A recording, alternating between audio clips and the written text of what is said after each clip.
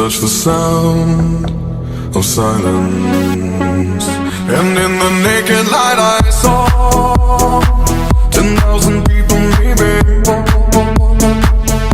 People talking without speaking, people hearing without listening, people writing songs that voices never share.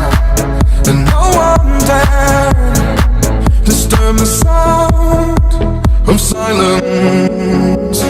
Fool said, you do not know. Silence like a cancer grows.